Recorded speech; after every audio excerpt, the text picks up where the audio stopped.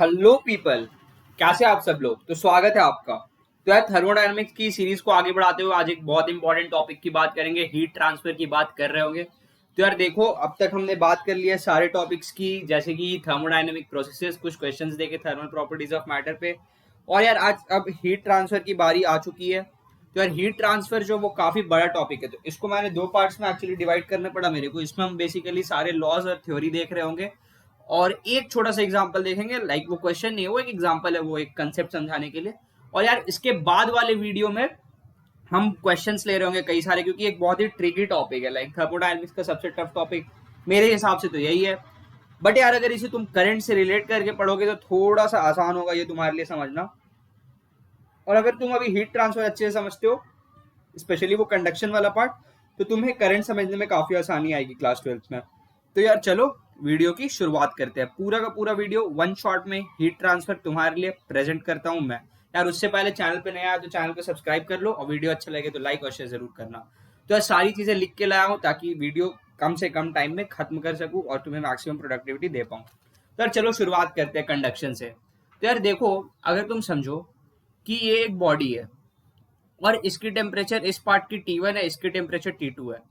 तो यार ऐसे केसेस में क्या होता है, यार ऐसे केसेस में जो मॉलिक्यूल्स है इस तरफ वाले, वो एक्साइट हो जाएंगे, उनकी एनर्जी ज्यादा होगी। लाइक हमने पढ़ा था कि काइनेटिक एनर्जी जो होती है वो प्रोपोर्शनल होती है रूट अंडर टेम्परेचर के। तो यार यहाँ पे काइनेटिक एनर्जी होगी रूट अंडर T1 के प्रोपोर्शनल, यहाँ पे रूट अंडर T2 के प्रोपोर्शनल, और बीच में कुछ और टेम्परेचर होगा तो वहां रूट अंडर T के प्रोपोर्शनल होगी। तो यार ऐसे केसेस में क्या होता है, यार ऐसे केसेस में होता है कि तुम देखो यहाँ पे एक हीट फ्लो बन जाएगा, मतलब हीट करंट फ्लो करने लगेगा। और यार जब हीट करंट फ्लो करेगा तो टेम्परेचर दोनों तरफ का जब तक इक्वल नहीं हो जाता तब तक हीट फ्लो करता है। तो यार बस इसी को कंडक्शन कहते हैं, जब अगल बगल के मॉलिक्यूल्स एक दूसरे से टकराते हैं अपने काइनेटिक एनर्जी के कारण और हीट एक्सचेंज कर रहे होते हैं एक दूसरे के साथ, और जब तक टेम्परेचर इक्वल ना हो जाए दोनों एंड्स के, ऐसे ऐसे केसेस में हम कंडक्शन कहते हैं। तो यार conduction is like the flow of heat through matter, okay, through solid matter basically. So यार, और अगर वो फ्लूइड होगा तो वो कन्वेक्शन हो जाएगा, उसका मैकेनिज्म अलग होता है। पहले हम कंडक्शन पे फोकस करते हैं क्योंकि अपने सिलेबस में बस कंडक्शन और रेडिएशन ही है। तो यार कंडक्शन में अगर मैं एक फॉर्मूला की बात करूं तो वो होता है के ए डेल्टा टी बाई एक्स। तो यार अब एक्स क्या है, यार एक्स इस सिस्टम का लेंथ है, मतलब उस पार्ट का लेंथ है जहां पे हीट फ्लो हो रहा है। के क्या है, के कंडक्टिविटी है, और यार ए एरिया है, और यार जो डेल्टा टी है वो टेम्परेचर डिफरेंस है। तो यार अगर तुम्हें इतनी चीजें समझ आ रही है तो तुम समझो कि तुम्हारा कंडक्शन का बहुत सारा पार्ट क्लियर हो गया। करंट में भी तुमने क्लास 10 में पढ़ा होगा कि यार जो करंट होता है वो V बाई रेजिस्टेंस होता है। और यहाँ पे तुम देखो यार, जो ये जो है रेट ऑफ हीट फ्लो वो हीट करंट ही तो है। और अब तुम देखो एक और चीज, यार जो डेल्टा टी है वो डेल्टा वी के एनालॉगस वे में तुम पढ़ो, एनालॉजी देखो तुम। जो डेल्टा टी है वो डेल्टा टी के बराबर ले लो तुम, मतलब उस टाइप से ले लो, उस टाइप से इसको इंटरप्रेट करो, इसे करंट के बराबर ले लो। तो यार जब तुम इन दोनों को डिराइव कर देते हो, डिवाइड कर देते हो, सॉरी मैं डिराइव बोल दिया। तो यार जब इन दोनों को डिवाइड कर देते हो, देखो क्या आएगा, delta T by delta Q upon delta T. तो यार ये आ जाएगा एक्स बाई ए के। तो यार ये होता है थर्मल रेजिस्टेंस। यार ये थर्मल रेजिस्टेंस का फॉर्मूला है, काफी सिंपल सा फॉर्मूला है, एल बाई के। और यार ये देखो जो तुम के है, ये वन बाई के जो है ये होती है कंडक्टिविटी के इक्विवेलेंट। यार यहाँ पे भी इसे कंडक्टिविटी कहते हैं, बट ये थर्मल कंडक्टिविटी होता है।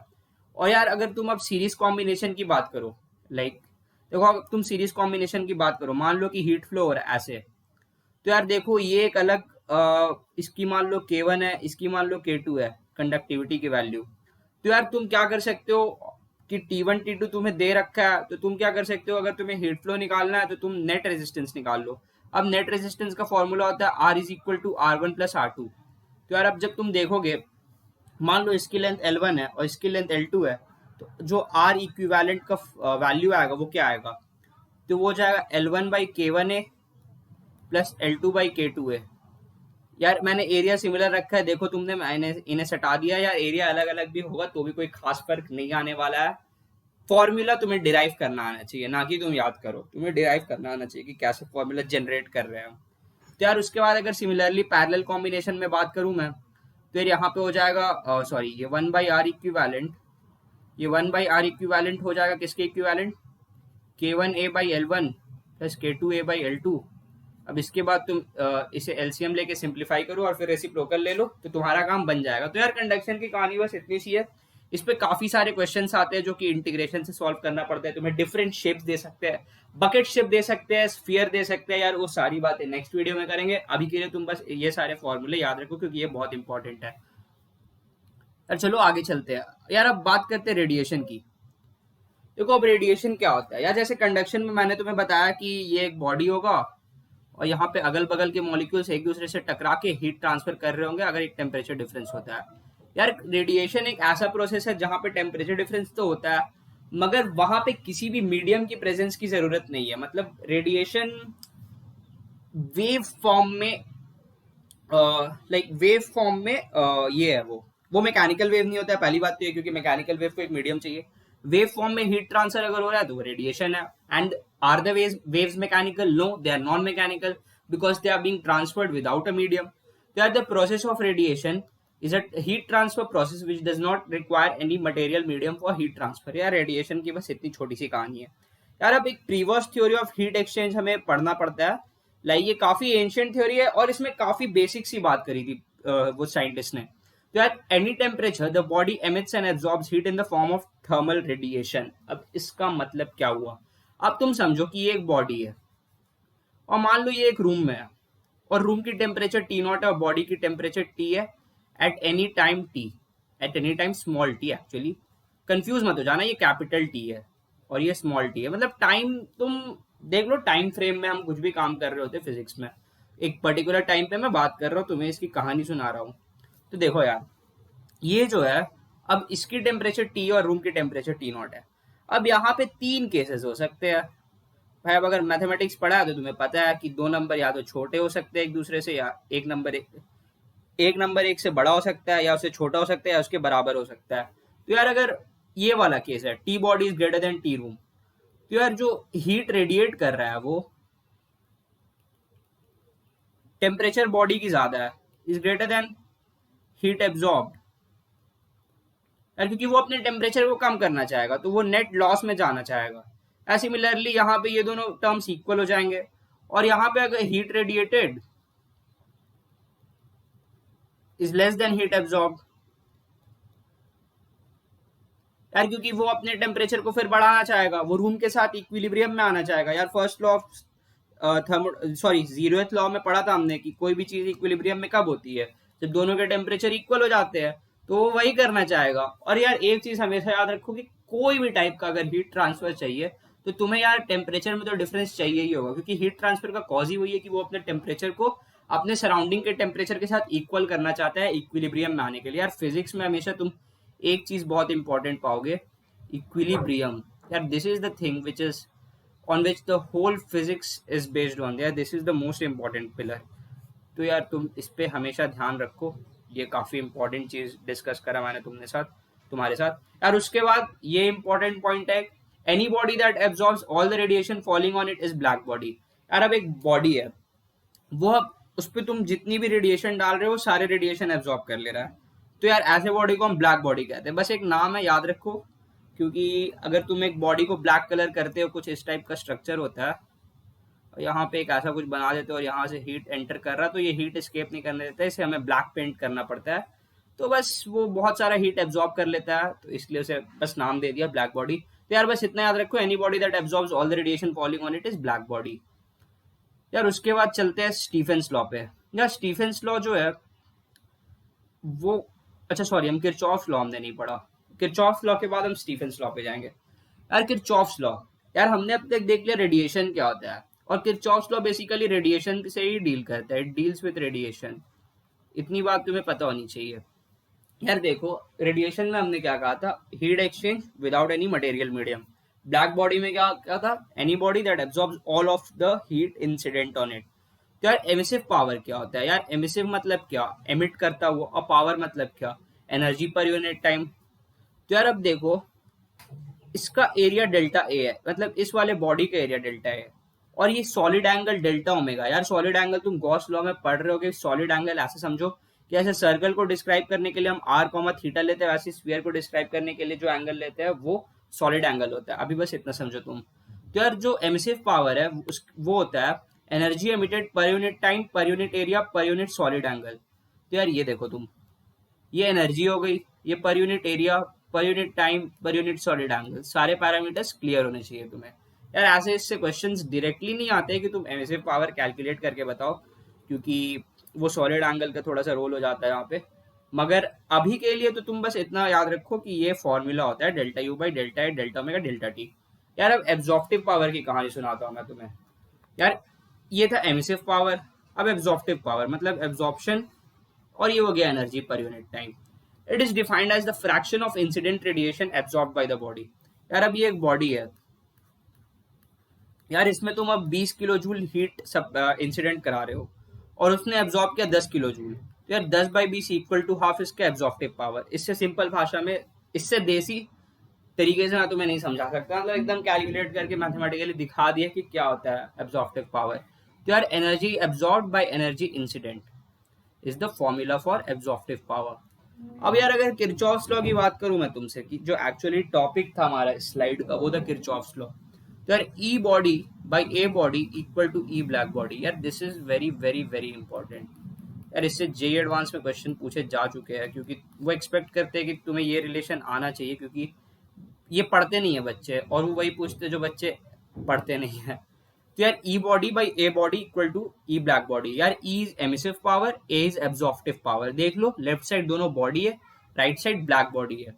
और अब स्टीफेंस लॉ की बात करते हैं। स्टीफेंस लॉ मैंने इसलिए ले लिया इसके बाद क्योंकि यहाँ पे इस किरचॉफ्स लॉ वाले फॉर्मूला का यूज हो रहा होगा।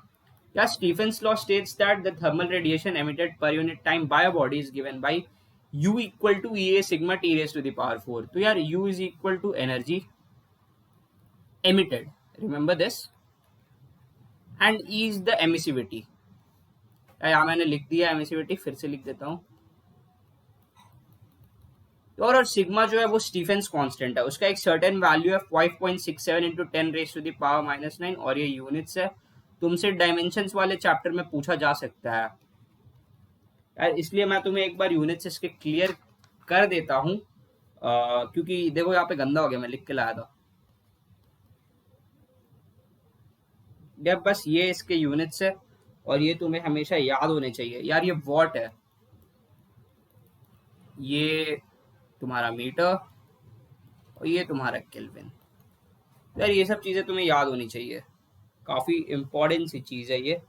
तो यार अब तुम देखो यहाँ पे कि एक फॉर्मूला हमने डिराइव करा था, E body by E black body equal to A. यार यहाँ पे ए था एक्चुअली।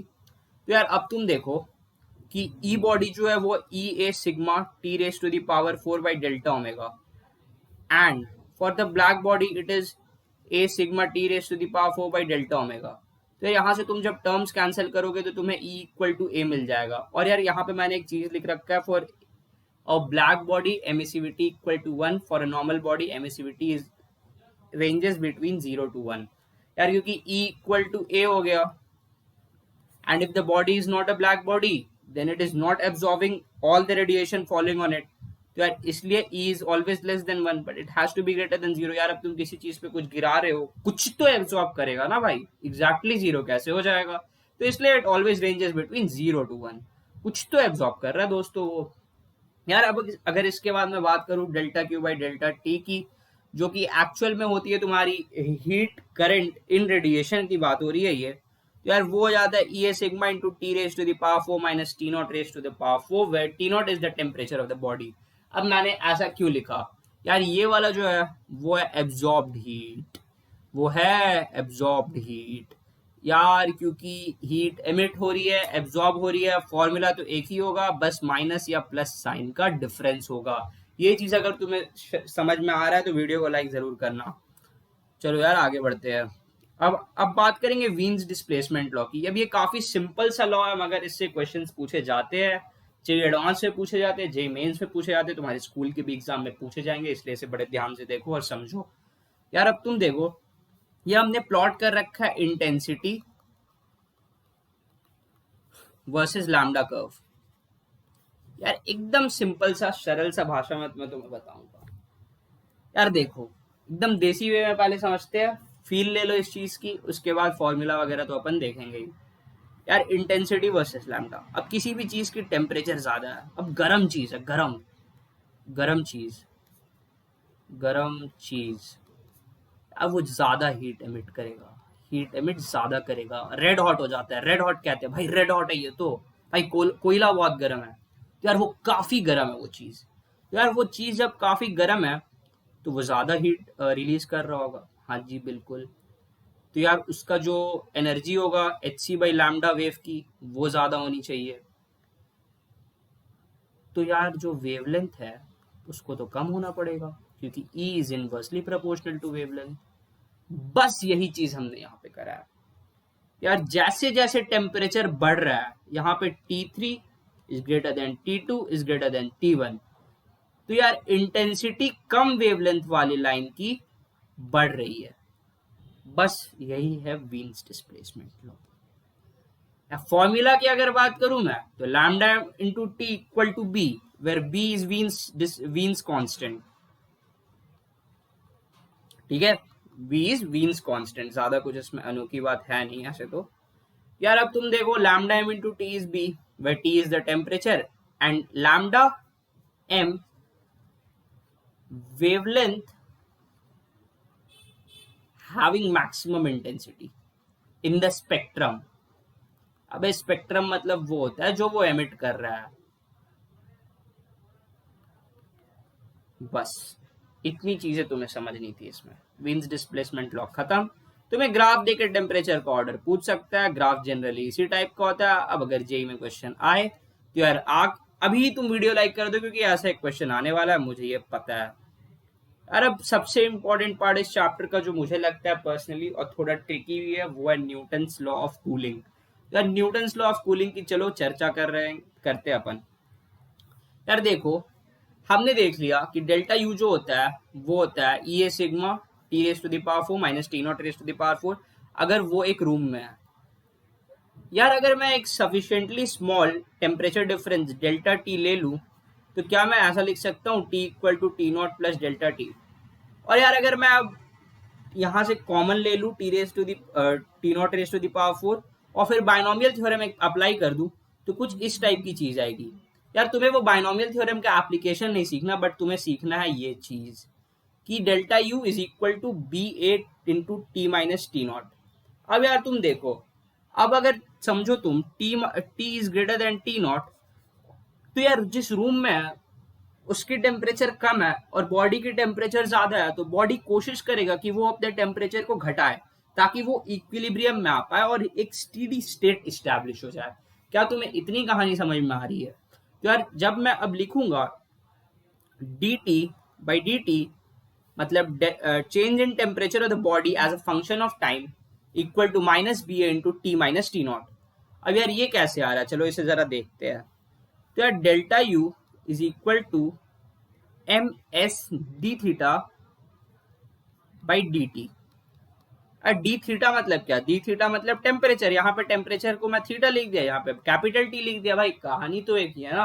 अब नाम अगर राहुल से साहिल कर दो तो कहानी थोड़ी ना बदल जाएगी, भाई कहानी तो सेम ही रहनी है। तो यार D T by D T equal to minus B A into T minus T nought है। तो यार यहाँ से ये माइनस साइन इसलिए आ रहा है क्योंकि टेम्परेचर ऑफ द बॉडी घट रहा है, और कैलकुलस में जब डिक्रीमेंट होता है हम एक नेगेटिव साइन लगा देते हैं। क्या तुम्हें इतनी बात समझ में आ रही है? और बी ए जो कांस्टेंट है उसे हम के कहते हैं। यार अब यहाँ से देखो, M S D theta by D T is equal to B A, ऐसा कुछ आता है, तो B A by M S. यार ये जो रिलेशन है कि डी टी बाई, यहाँ पे लिख देता हूँ, D T by D T is proportional to A by M. यार यहाँ से डेंसिटी के बहुत सारे क्वेश्चन पूछे जाएंगे। तुम्हें डेंसिटी का रेशियो दे दिया जाएगा, तुम्हें मास का, एरिया का, कुछ भी रेशियो दिया जा सकता है। ये वो फॉर्मूला है जहां से तुम डिराइव कर रहे होगे, क्योंकि M S D theta by D T ये कैलोरीमेट्री से आता है, जो कि हम नेक्स्ट वीडियो में डील करेंगे। बट काफी सिंपल सा चीज है यार, तुम इसे अपने से भी समझ सकते हो। यार ये फॉर्मूला तुम्हें याद होना चाहिए। और यहाँ से हम क्या करते हैं, हम कैलकुलस के रूल से इंटीग्रेट करके टेम्परेचर डिफरेंसेस निकाल सकते हैं। एक और तरीका होता है टेम्परेचर डिफरेंसेस से डील करने का, और वो तरीका काफी सिंपल है, और वो तरीका है half temperature method, average temperature difference. यार ये हर जगह एप्लीकेबल नहीं होता। अब देखो मैं तुम्हें एक ट्रिक बता देता हूँ।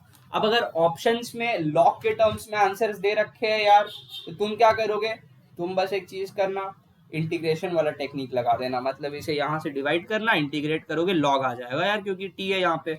और सिमिलरली अगर ये डिफरेंस तुम लगा रहे हो, चलो मैं एक क्वेश्चन में करके दिखा देता हूँ तुम्हें। यार 70 से 60 डिग्री जाने में 5 मिनट लग रहे, 60 से 50 में कितने मिनट लगेंगे, टी मिनट्स। वही हमें टी की वैल्यू खोजनी है। और temperature of the surrounding 30 degree Celsius पे कांस्टेंट है, क्योंकि भाई मान लेते हैं हम कि बहुत इन्फिनाइटली बड़ा सराउंडिंग है और सिस्टम काफी छोटा सा है, ठीक है। तो यार एवरेज टेम्परेचर कितना है, 70 प्लस 60/2 इक्वल टू 65। और यार 5 मिनट लग रहे हैं। तो अब यार ये देखो, B A into 35 equal to कितना आ रहा है भाई तुम्हारे पास, ये टेम्परेचर डिफरेंस है 10 और मिनट्स है 5, तो ये 2 आ गया। B A is 2/35। और यार ये इंटू फिर कर देंगे हम किससे, 60 प्लस 50/2 कितना हो गया 55, तो ये 25 आ गया यहाँ पे। और ये जो है वो किसके बराबर है, यहाँ पे टाइम आ गया, एंड यहाँ पे डी टी आ गया। डी टी कितना है एक्चुअली भाई दोस्त, और डी टी कितना है, डी टी किससे किससे हो रहा है 10, फिर से 10। तो यार ये 35 इंटू 10/50, ये 5, ये तुम्हारे को 7 मिनट लग रहे होंगे, 7 मिनट्स। तो यार दिस इज द आंसर। काफी सिंपल सा फॉर्मूला का एप्लीकेशन है यार। एवरेज टाइम निकाल, एवरेज टेम्परेचर निकालो, उसको इसके जगह सब्सटीट्यूट करो, सब्ट्रैक्ट करो, बीए की वैल्यू मिल जाएगी तुम्हें। यहाँ पे कितना टेम्परेचर डिफरेंस आ रहा वो लिखना है, यहाँ पे क्या टाइम डिफरेंस आ रहा वो लिखना है, क्वेश्चन सॉल्व हो जाएगा, इसकी गारंटी मेरी। तो यार वीडियो पे लाइक और शेयर ठोक दो और चैनल को सब्सक्राइब कर लो। तब तक के लिए जय हिंद, गुड बाय।